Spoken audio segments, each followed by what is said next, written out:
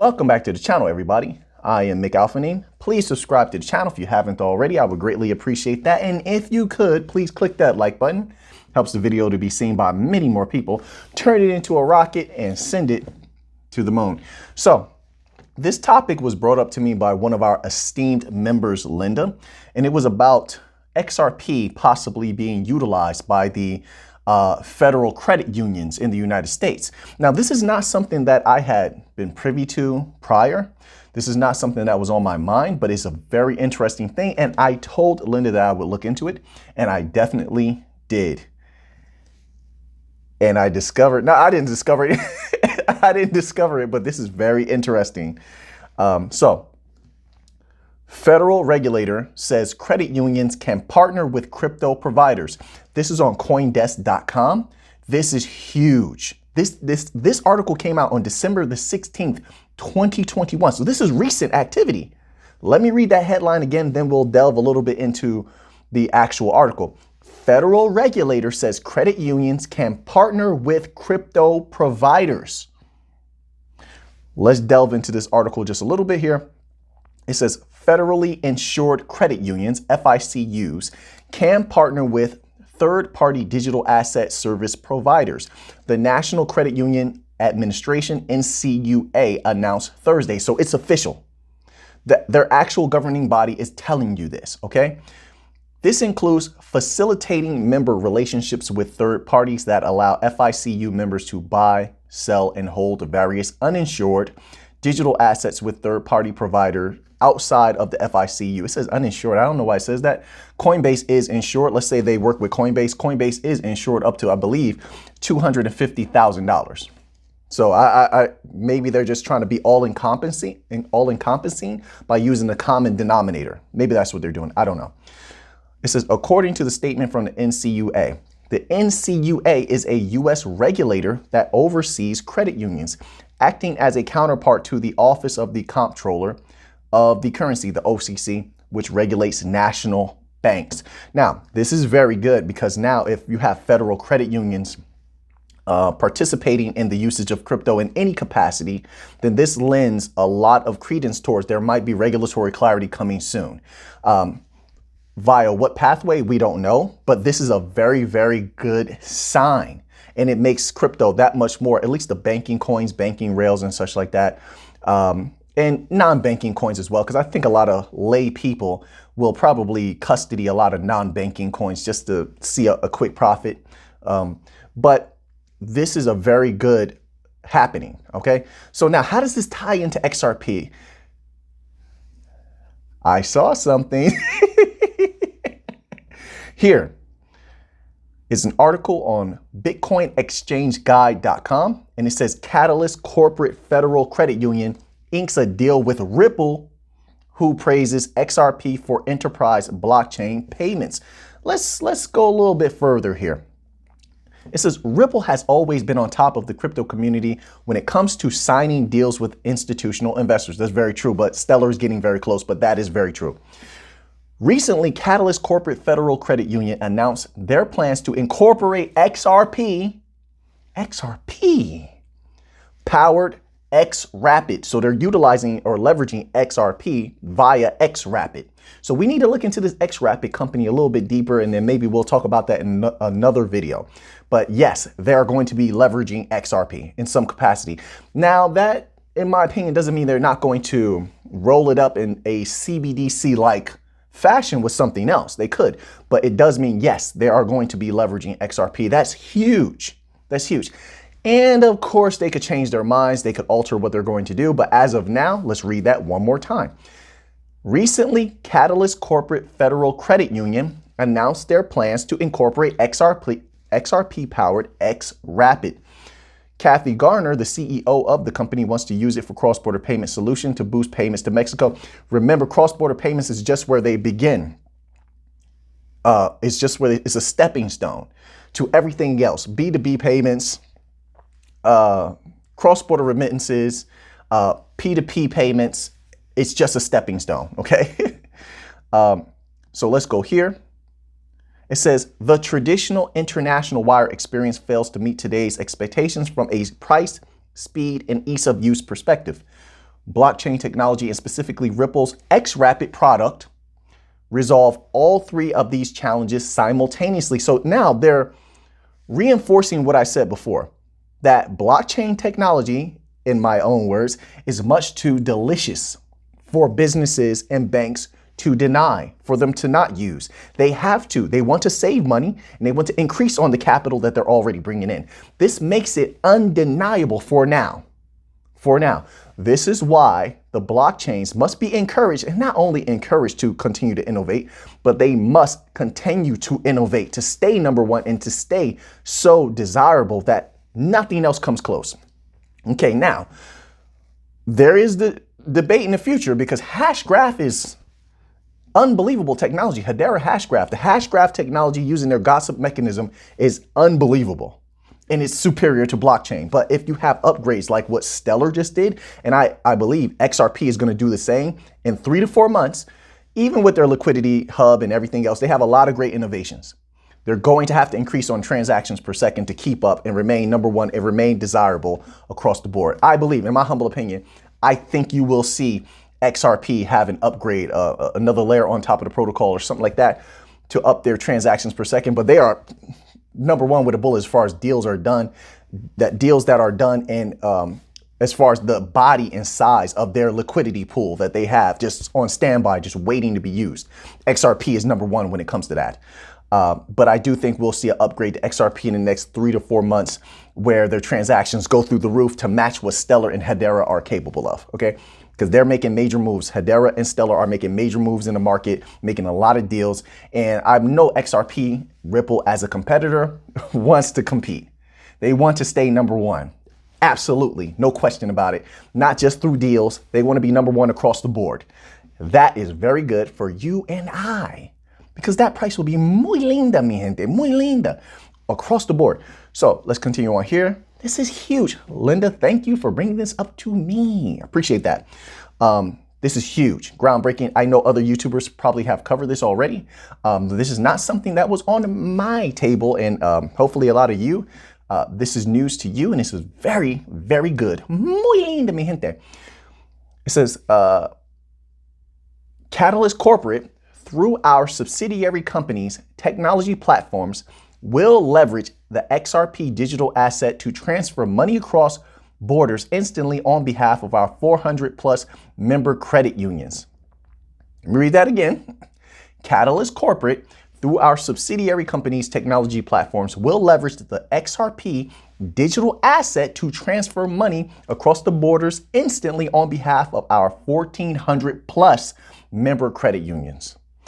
We have signed a production contract, and are currently building out our plan. Okay, so they're in the state of building right now, but they signed, well, I would love to know what type of contract they signed. Of course, they're not gonna put out those details, but I would love to have them. We have signed a production contract. Okay, so there you have it. So yes, and of course, if they're leveraging this, XRP is gonna be leveraged in a myriad of ways by a myriad of other bodies, supervisory bodies, I mean. This is absolutely a good thing. That price is going to go insane with regulatory clarity.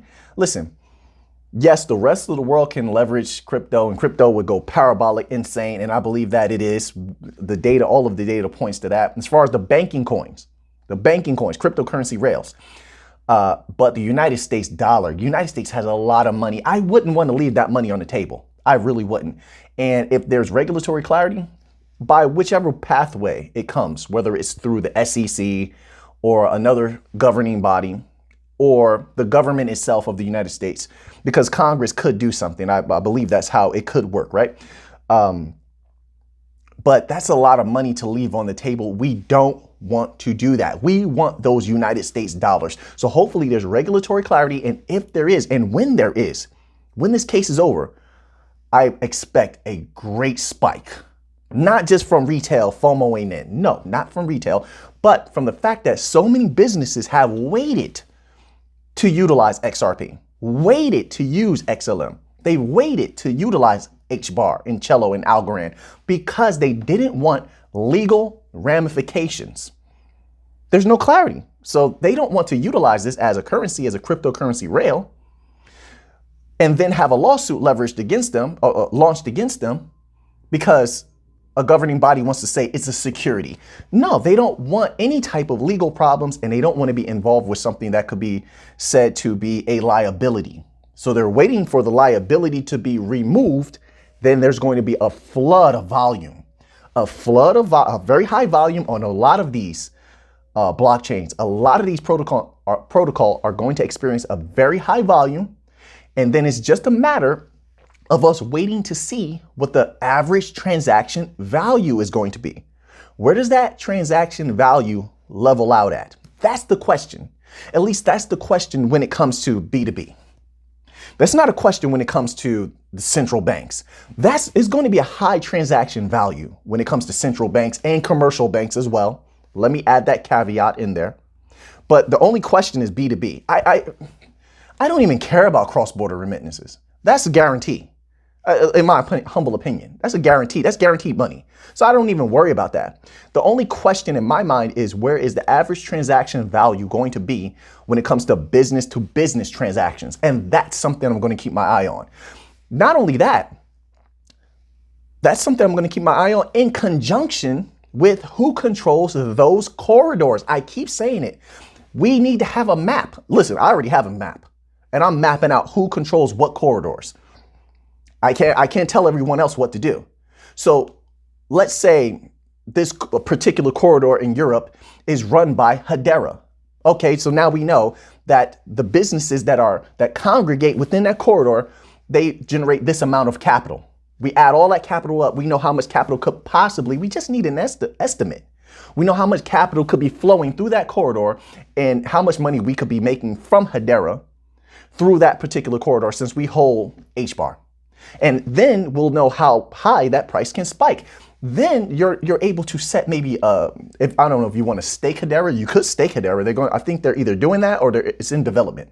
You just type in Hedera staking on Google and you can look up all the stuff that I found on Hedera staking. Okay, so I'm just not sure if they roll that out, but you can have a price target in mind now once you have all that information, or you can know, hey, listen, I want to stake it, but at least I know how much money is going to be coming in, how much this is going to be worth. Some people like to know that, but it's important to know these things when it comes to B2B. Who controls these corridors? How many businesses are leveraging this technology in that region? Also, it's important to know how migratory the populations are. We have to be a little bit scientific here if we want to know where the money's coming from and how much money we have to have these details. If not, you're just leaving it up to luck. I don't like to leave things up to luck. I like to know, and I think you do too. So we need to know how migratory are the populations in these areas. This is why sometimes in the community tab, you go to my page, my actual YouTube channel page, click on that community tab. I post a lot of information. Some of them are charts. Some charts I'm going to post, or maybe I have posted, show you how much of a population is migrating here and there, or how much money is coming from here and there. Okay. That's important, because if a population of 2 million, I'm just throwing out a number there, moves from this African corridor and they're moving, let's say, to Portugal, to that corridor, but this corridor was governed by XLM, the other corridor they're moving to is governed by HBAR or XRP, then I know that money is going to stop coming from Stellar in that particular region, and maybe Stellar might take a little bit of a dip. Not major, but a little bit of a dip. And I know that HBAR is going to have a spike. So now at least I know what's going on with the money. And I like to know what's going on with my money, all right? Be a little bit scientific here, but all of this is information we need to know. This is major. This is good. So now that this is on my table, I'm going to keep an eye on this and try to stay up to date with it. There's a lot of information to stay up to date with. This is why I appreciate everyone out there. There's so many great researchers on this channel.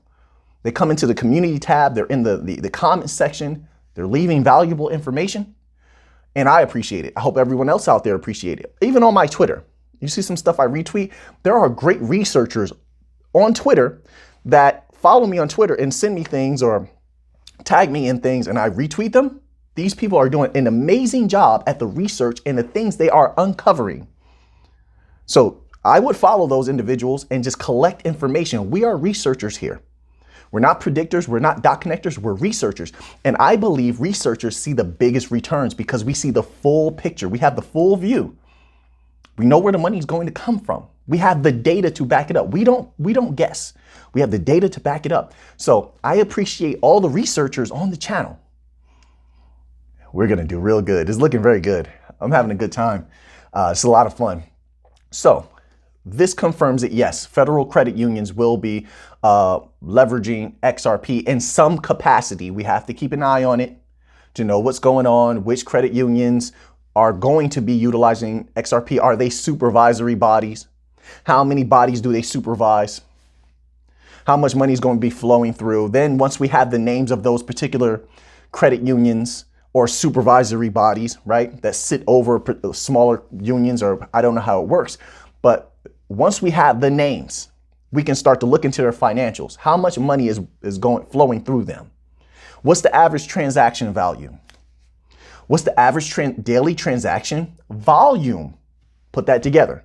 Now we can see where the price is going to level out based upon what they're doing. Then we can get an idea how that affects XRP's price. And yes, it will affect XRP's price until banks take over, of course. Once the money from the banks flood in, almost nothing else is going to matter, because the volume and the high value that the banks are going to flood XRP with is going to raise that price very high, and it's going to level out, because no one's money is going to be able to rock that particular, make waves in that ocean. Not going to happen. That's like taking a tiny little rock and dropping it into the ocean. The wave is not that big, but the banks can make that ocean move. The banks are the ocean, right? They control everything. So until then, yes, it will have an effect on that price, but every little bit of money flowing into XRP, and this would be significant capital depending on how much they're going to be using it. Like I said, we have to keep an eye on this, but this is huge. This is major, and this is very good for XRP holders. They have to be excited about this. I'm surprised I didn't hear about this more. Once again, thank you to Linda for sending this to me. I greatly appreciate that. One of our very esteemed members. I greatly appreciate everybody who has a channel membership. And until next time, wait a minute. I'm messing up my own outro. Now that you have that information, what are you going to do with it? I know what I'm going to do with it. Not a joke. I'm about to get some more XRP. This is not even a joke. I'm about to get some more XRP. Okay, before that price, raise it, okay? With the banking coins, I'm always buying the banking coins, especially when there's a dip. I love a correction. I love a dip. They go lower. Let it go lower. The lower it goes, the better. I laugh. I'm in great glee. I'm happy when it goes lower. It didn't go low enough this last time around. Now, the banking coins aren't for everybody. It's going to give some people heart palpitations when it goes down, when the prices go down. But understand, this was never for retail, and it's not moved by retail investments. It's not moved by retail money. These were made for banks. Stellar's made for banks. This is why they're getting so many CBDCs. Did you see the CBDC tracker? They updated it. Oh, Nelly. I mean, I saw some stuff on CBDC tracker, and it wasn't there before. I don't know if they're going to remove it, if they're going to hold firm to this, but I saw some things on CBDC tracker that would say stellar. Oh my goodness. Raise it. I just want to say that because I need to verify some of what I saw just to make sure I didn't read it incorrectly, because I saw it and I had to wipe my eyes. I wasn't even sleepy. I had to wipe them anyway. I just wipe my eyes. That's me wiping my eyes. And raise it. If that happens, what I saw, raise it. But I have to verify and vet some of these things first before I say too much, just in case it's wrong or someone posted the wrong information on CBDC tracker, atlanticcouncil.org. Okay, but the future is looking bright. So nothing matters until CBDC adoption for the banking coins. The lower the price, the better we can accumulate more. I'm going to accumulate more. Not financial advice. I am not a financial advisor. Not financial advice at all. Like I said, I'm a researcher. I present the research, but whether people buy the banking coins or not means nothing to anybody who actually knows what the banking coins are, because retail purchases mean nothing. It doesn't. These are made for institutions, large institutions and banks, and that's when the price will go parabolic. Nothing else matters. And one should never put in anything that's going to be detrimental to them. If you incur such a loss, or you don't want to wait for those particular profits to come in, it's perfectly fine. Perfectly fine. There's plenty of take profit plays out there, plenty of crypto where you can take quick profit.